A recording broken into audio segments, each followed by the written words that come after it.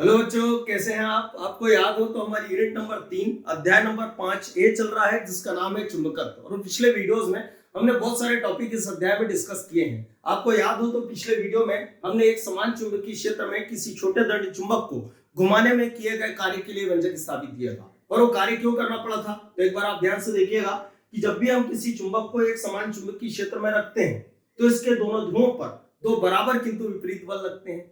बच्चों, वो जो बराबर किंतु विपरीत बल है वो बलों का एक जोड़ा अर्थात बलयुग्म का निर्माण करते हैं, जिस कारण इस चुंबक में आघूर्ण उत्पन्न होता है। बच्चों, आपको याद हो तो पिछले वीडियोस में हमने कभी उस बलयुग्म आघूर्ण के लिए भी व्यंजक स्थापित किया था और मान लिया आया था।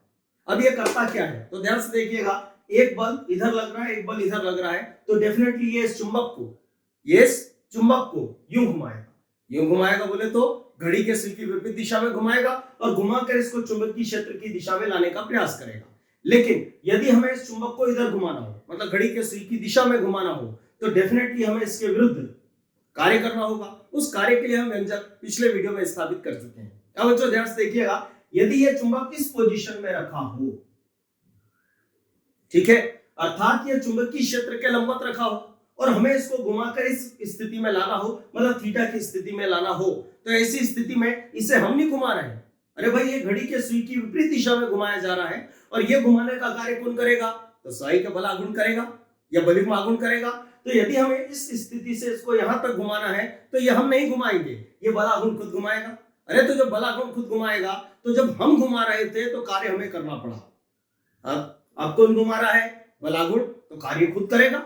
इसका सीधा सा अर्थ क्या निकला बच्चों, कि जब कोई चुंबक चुंबकीय क्षेत्र के लंबवत रखा हो और उसे किसी स्थिति तक हमें घुमाना हो, तो घुमाने के लिए हम नहीं घुमाएंगे, बलाघूर्ण घुमाएगा। और जब बलाघूर्ण घुमाएगा तो कार्य उसको करना पड़ेगा। और वो जो कार्य किया जाएगा किसके द्वारा, बल आघूर्ण के द्वारा या बलयुग्म आघूर्ण के द्वारा, वो कार्य इस चुंबक में स्थितिज ऊर्जा के रूप में एकत्रित होता है। इसे चुंबक की स्थितिज ऊर्जा कहते हैं। तो अगला जो इसमें टॉपिक है बच्चों, वो है एक समान चुंबकीय क्षेत्र में किसी छोटे दंड चुंबक की स्थितिज ऊर्जा।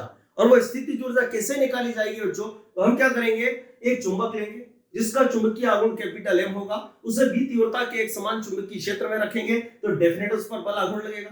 फिर हम उसे चुंबक को 90 डिग्री से थीटा तक घुमाएंगे। तो हम नहीं घुमाएंगे, बल आघूर्ण खुद घुमाएगा, तो बल आघूर्ण द्वारा इसके लिए कार्य किया जाएगा। हमें उस कार्य का मान ज्ञात करना है बच्चों, और जो कार्य का मान आएगा वही उस चुंबक की स्थितिज ऊर्जा कहलाएगा। लेकिन आप जानते हैं बच्चों कि भौतिकी में कार्य का मान कभी भी इकट्ठा ज्ञात नहीं किया जाता है। तो हम एक चुंबक लेंगे और उसे चुंबकीय क्षेत्र में रखेंगे और रखकर पहले उसको थोड़ा सा घुमाएंगे, उसमें किया गया कार्य ज्ञात करेंगे, जो कि हम पहले भी समझ चुके हैं। उस कार्य को dw से दर्शाएंगे। जब dw का मान आ जाए उसका हम समाकलन करेंगे तो हमें w का मान प्राप्त होगा और उस w को ही हम चुंबक की स्थितिज ऊर्जा कहेंगे। ठीक है बच्चों, तो प्रक्रिया क्या, ध्यान समझिएगा। तो माना एक छोटे दंड चुंबक का चुंबकीय आघूर्ण कैपिटल M है, उसे B तीव्रता के एक समान चुंबकीय क्षेत्र में क्षेत्र की दिशा से थीटा कोण पर रखने से उस पर लगने वाला बलयुग्म आघूर्ण। अब इस बलयुग्म आघूर्ण द्वारा चुंबक को अल्प कोण बोले तो d थीटा घुमाने में किया गया कार्य। बच्चों, चूंकि थोड़ा सा घुमाया गया, अरे तो कार्य भी थोड़ा सा करना पड़ेगा। उस थोड़े से कार्य को हमने क्या लिखा, dw।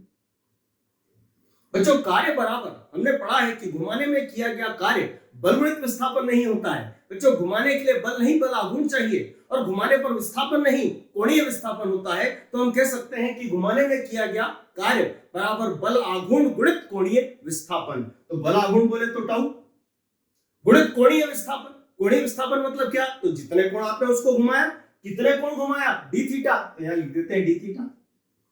अब आप पढ़ेंगे ये क्या लिखा हुआ है, टाउ। अरे टाउ का मान ये आएगा, इस मान को यहां फिट कर देते। ठीक है, तो ध्यान से देखिएगा, यहां लिख के हम क्या लिखेंगे, dw बराबर टाउ की जगह क्या रखेंगे, तो उसका मान रखेंगे। क्या है उसका मान, बोलिए, mb sin थीटा, और साथ में क्या आ जाएगा, d थीटा। अच्छा, यदि हमसे पूछा जाए कि ये क्या है, तो हम कहेंगे चुंबक को अल्प कोण d थीटा घुमाने में बलयुग्म आघूर्ण द्वारा किया गया कार्य है। बच्चों, पर हमें ये नहीं चाहिए, हमें चाहिए इस चुंबक को इस स्थिति से, मतलब 90 डिग्री से थीटा तक घुमाने में किया गया कुल कार्य चाहिए। और बच्चों, आप जानते हैं कि समाकलन हो या अवकलन, उसमें कोण डिग्री में नहीं चलता है, उसमें कोण रेडियन में चलता है। और बच्चों, रेडियन में 90 डिग्री को पाई बटे 2 रेडियन लिखा जाता है। ठीक है, तो हम क्या कहेंगे, अतः चुंबक को पाई बटे 2 से, पाई बटे 2 बोले तो 90 डिग्री से थीटा तक घुमाने में किया गया कुल कार्य, थीटा तक घुमाने में किया गया कुल कार्य। बच्चों उस कुल कार्य को हमने W लिख दिया। अरे पर ये था क्या, dW, क्या बन गया W, ऐसा कब होगा, तो क्लियर है, हमने इसका समाकलन कर दिया।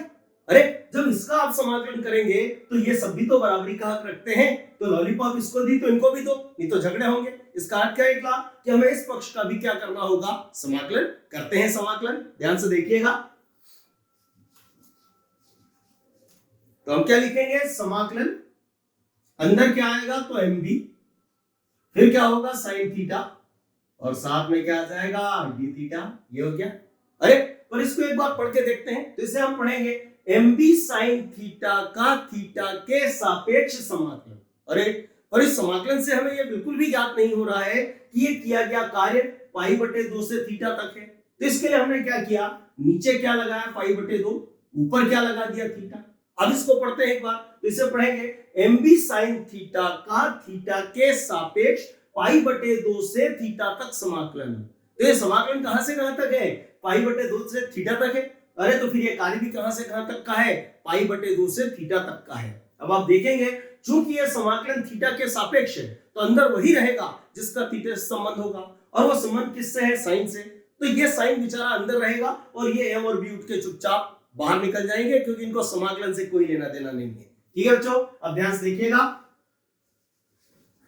तो बाहर कौन निकलेगा, MB निकाल देते हैं, ये MB बाहर। समाकलन पाई बटे 2 से कहां तक होगा थीटा, अंदर क्या रहेगा साइन थीटा, और साथ में क्या आ जाएगा डी थीटा, ये आ गया। बच्चों हम पहले पढ़ चुके हैं कि साइन थीटा के समाकलन का एक सूत्र होता है, साइन थीटा का समाकलन होता है माइनस कॉस थीटा। ठीक है, तो मान क्या आएगा देखिएगा, बराबर MB जैसा है वैसा, और इसका समाकलन हो जाएगा माइनस कॉस थीटा। अरे जब समाकलन हो जाता है तो हमने पढ़ा है कि ये निशान हट जाता है, तो ये क्या हवा में लटकेंगे क्या, तो इनके बैठने की व्यवस्था करना पड़ेगी।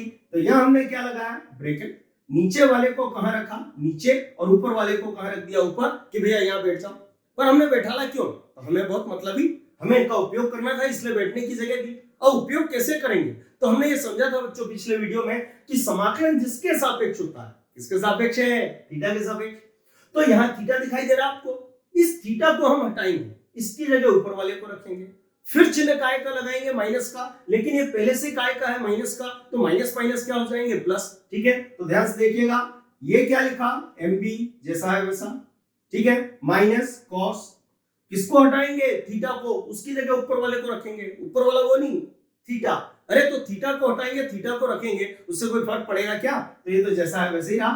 फिर चिन्ह काय का माइनस, अरे पर ये तो पहले से माइनस का है, तो इस बेचारे को माइनस माइनस प्लस करके लिखना पड़ेगा, तो प्लस, फिर क्या लिखेंगे कॉस, और अब की बार थीटा को हटा के नीचे वाले को रख देंगे, ये रख दिया। अब ध्यान से देखिएगा, ये क्या लिखा हुआ है MB जैसा है वैसा, ब्रैकेट में लिखा है माइनस कॉस थीटा, चिन्ह काय का प्लस, पढ़ो ये क्या लिखा है कॉस पाई बटे 2, पाई बटे 2 बोले तो 90 डिग्री, और बच्चों कॉस 90 डिग्री का मान होता है 0, तो यहाँ लिख देते हैं 0। कभी आपने 11th में पढ़ा होगा ये मान। अब जो माइनस कॉस थीटा में यदि हम 0 को जोड़ेंगे, हम सभी जानते हैं कि उससे इसकी सेट पर कोई फर्क नहीं पड़ेगा। ठीक है, तो इसको लिखेंगे MB ने अंदर क्या आएगा माइनस कॉस थीटा, ये आएगा। जब हम इस ब्रैकेट को खोलेंगे तो माइनस कॉस थीटा का MB से क्या हो जाएगा गुणा, तो डेफिनेट W बराबर हमें मिलेगा माइनस MB, और साथ में क्या होगा कॉस थीटा। बच्चों ये है किया गया कार्य, कहां से कहां तक घुमाने में, तो 90 डिग्री से मतलब पाई बटे 2 से थीटा तक घुमाने में किया गया कार्य। ये हमने नहीं किया, ये बल आघूर्ण ने किया, इसे कहेंगे चुंबक की स्थितिज ऊर्जा। तो यही स्थितिज ऊर्जा है, लेकिन बच्चों स्थितिज ऊर्जा को W से नहीं U से दर्शाते हैं, तो हम क्या बोलेंगे, अतः चुंबक की स्थितिज ऊर्जा U बराबर क्या होगा, तो माइनस MB, और साथ में क्या आ जाएगा कॉस थीटा। और इसे कहते हैं बच्चों एक समान चुंबकीय क्षेत्र में किसी छोटे दंड चुंबक की स्थितिज ऊर्जा।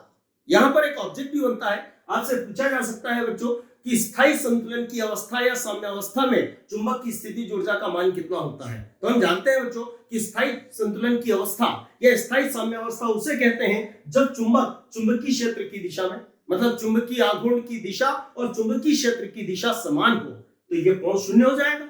इस शून्य को यदि हम यहां रखते हैं बच्चों, cos 0 का मान 1 होता है, तो रिमेनिंग रहेगा u बराबर -mb, और इसे कहते हैं बच्चों चुंबक की एक समान चुंबकीय क्षेत्र में चुंबक की स्थायी साम्य अवस्था या संतुलन अवस्था में स्थितिज ऊर्जा का मान -mb होता है। और याद रखिएगा बच्चों, यह स्थितिज ऊर्जा का न्यूनतम मान है। ठीक है, तो आज इस वीडियो में हम इतना ही रखते हैं। अगला टॉपिक हम अगले वीडियो में डिस्कस करेंगे।